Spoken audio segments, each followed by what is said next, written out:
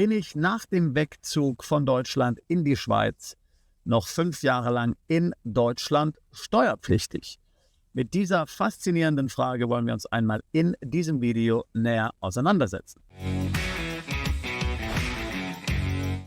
Noch ein kurzer Hinweis in eigener Sache, wenn auch du dich mit einer Auswanderung in die Schweiz beschäftigst und es genau diese Fragen sind, die wir hier in diesem Video behandeln, die dich nachts nicht schlafen lassen, dann lade ich dich jetzt ein zu unserem Seminar Auswandern in die Schweiz, das wir regelmäßig in Zürich veranstalten. Dort beschäftigen wir uns 2 Tage lang genau mit solchen komplizierten steuerlichen und rechtlichen Fragen rund um die Auswanderung in die Schweiz. Neben mir werden auch einige Schweizer Anwaltskollegen da sein, sodass wir nicht nur die Fragen des deutschen Steuerrechts klären, sondern natürlich auch alles, was du steuerlich in der Schweiz beachten musst, welcher Kanton der steuergünstigste ist, was es mit der AHV, der gesetzlichen Rentenversicherung zu tun hat, wie du tatsächlich sehr steuergünstig in der Schweiz leben kannst, wie du vermeiden kannst, dass du Steuer auf Veräußerungsgewinne bezahlst, aber natürlich auch, was die Steuerfallen sind. Wir befassen uns außerdem mit dem Thema Einbürgerung in die Schweiz, wie du den Schweizer Pass bekommst, welchen Aufenthaltstitel du brauchst und eben alle anderen Fragen rund um eine Auswanderung in die Schweiz. Also wenn auch du mit einem Umzug in die Schweiz dich beschäftigst, dann ist das Seminar für dich, wenn du Unternehmer, Freiberufler oder Privatier bist. Alle weiteren Details auf unserer Webseite, Link dazu in der Beschreibung zu diesem Video. Nun aber zurück zum eigentlichen Thema. Sabrina hat sich bei uns gemeldet. Vielen Dank, Sabrina, und hat uns geschrieben. Sie hat gesagt, sie hätte irgendwo auf YouTube ein Video gesehen, wo jemand behauptet hat, dass wenn man von Deutschland in die Schweiz umzieht, man noch 5 Jahre lang in Deutschland steuerpflichtig ist. Sabrina hat das so verstanden, wie wenn sich letztlich an der deutschen Steuerpflicht nichts ändert. Man ist also noch 5 Jahre lang auf sein gesamtes Welteinkommen in Deutschland steuerpflichtig, wenn man von Deutschland in die Schweiz auswandert. Da sie sich selbst mit einem Umzug in die Schweiz beschäftigt, ist sie jetzt natürlich sehr besorgt und hat uns deswegen geschrieben und uns gebeten, die Sache doch einmal klarzustellen. Sabrina, ich danke dir für die Zusendung dieser interessanten Frage und jetzt auch ein Aufruf an alle, wenn ihr auch gerne ein Thema auf diesem Kanal besprechen möchtet, beziehungsweise wenn ihr wollt, dass wir ein Video darüber machen, dann schreibt uns gerne. Fast alle Videos auf diesem Kanal haben ihren Ursprung in der Beratung oder eben in Zuschriften aus dieser Community. Auf unserer Webseite perspektiveausland.com findest du unten links die Möglichkeit, uns zu kontaktieren. Du kannst uns eine E-Mail schicken, aber auch ein Formular ausfüllen.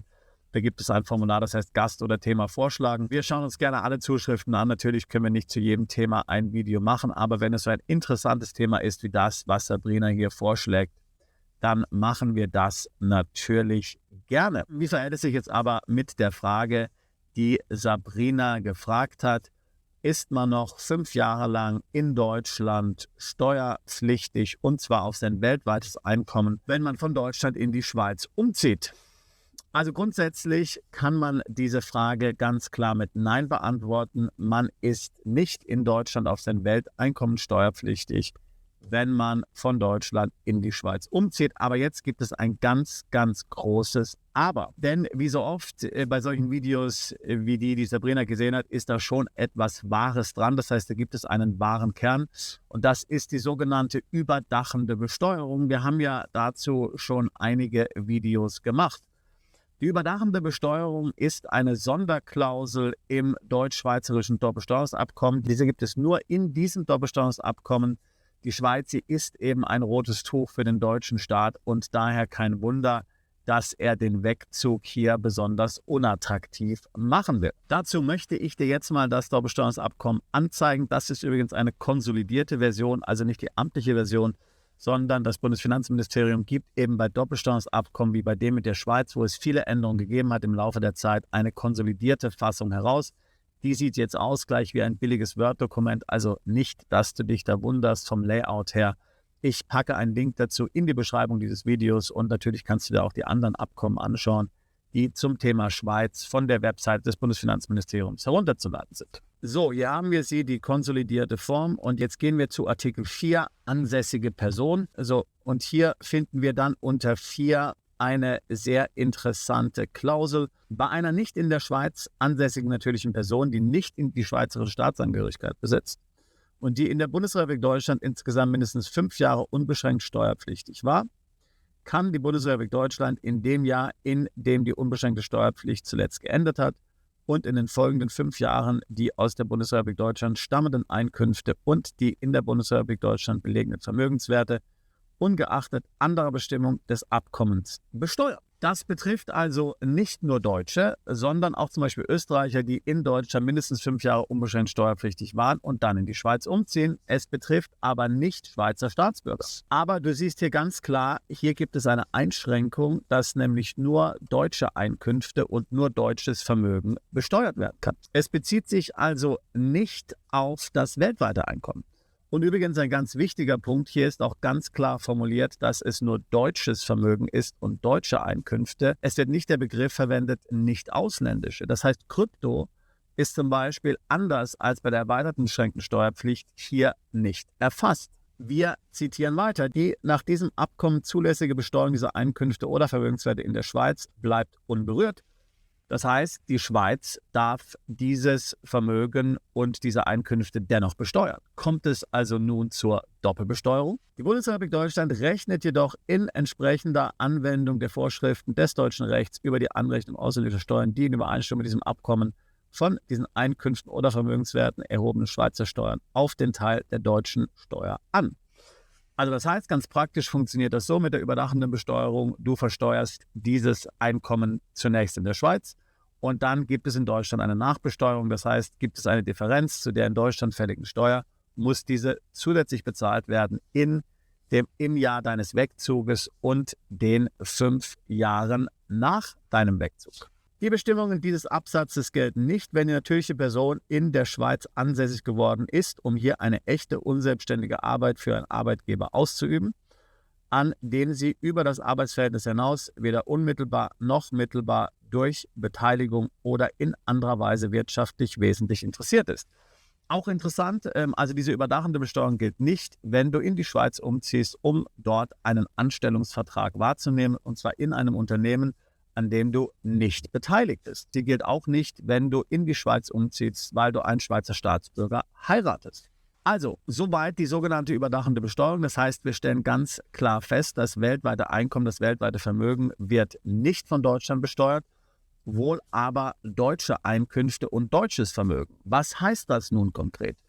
Also, wenn du deutsche Aktien hast und die verkaufst du, ich meine jetzt nicht Aktien in einem deutschen Depot, sondern ich meine Aktien zum Beispiel von Mercedes, von BMW. Wenn du also diese verkaufst innerhalb von 5 Jahren nach Wegzug in die Schweiz, dann musst du den Veräußerungserlös in Deutschland versteuern, obwohl ja eigentlich solche Veräußerungserlöse in der Schweiz steuerfrei sind. Wenn du deutsche Zinsen bekommst, dann musst du diese in Deutschland versteuern. Wenn du eine deutsche Rente bekommst, dann musst du diese in Deutschland versteuern, obwohl nach dem Doppelbesteuerungsabkommen die Schweiz das Besteuerungsrecht auf diese Rente hat. Ganz wichtig, wenn du Unternehmer bist, der in der Schweiz ein Unternehmen gründet, also zum Beispiel eine GmbH und einer AG, und du hast deutsche Kunden, dann sind solche Einkünfte natürlich nicht davon betroffen.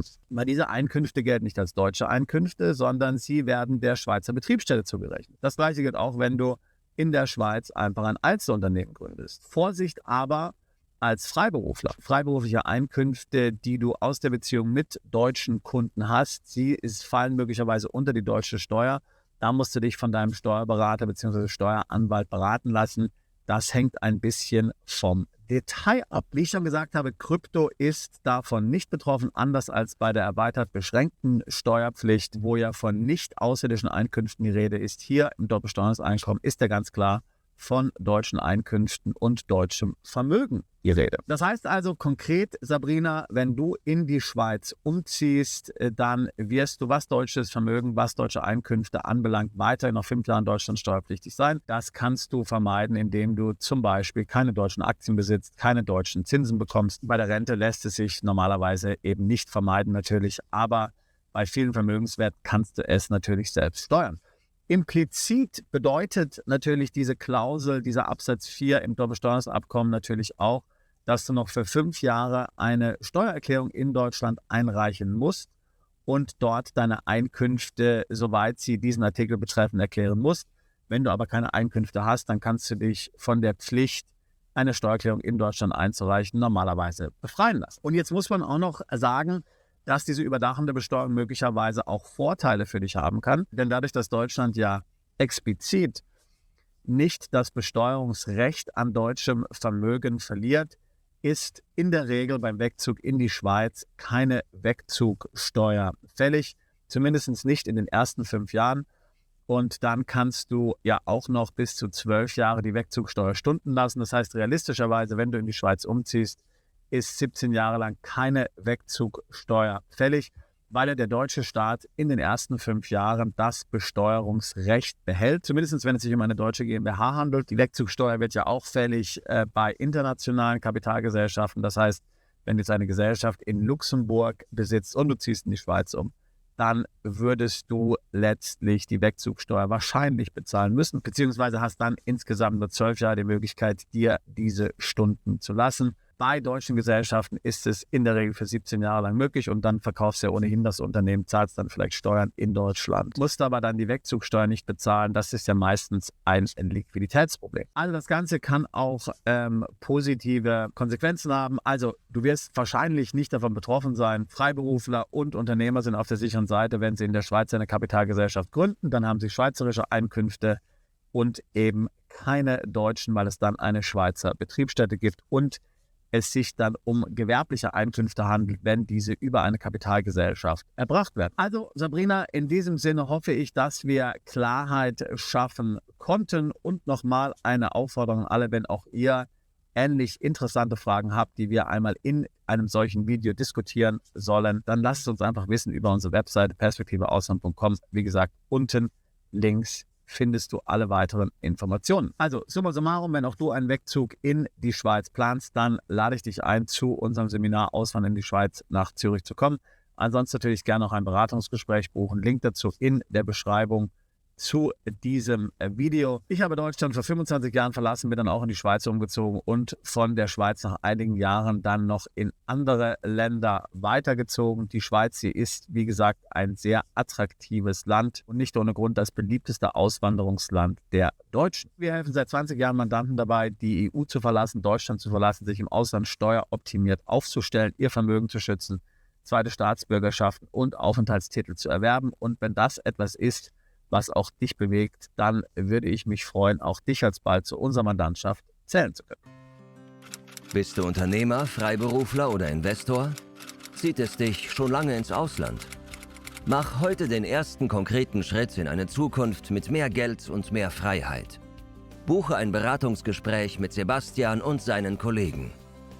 Unsere Kanzlei unterstützt Mandanten wie dich dabei, deine Steuerlast legal zu reduzieren, Vermögen aufzubauen und zu schützen und deine persönliche Freiheit zu maximieren. Profitiere jetzt von unserem Fachwissen und unserem Netzwerk. Gehe zu mandatierung.com und werde Mandant unserer Kanzlei.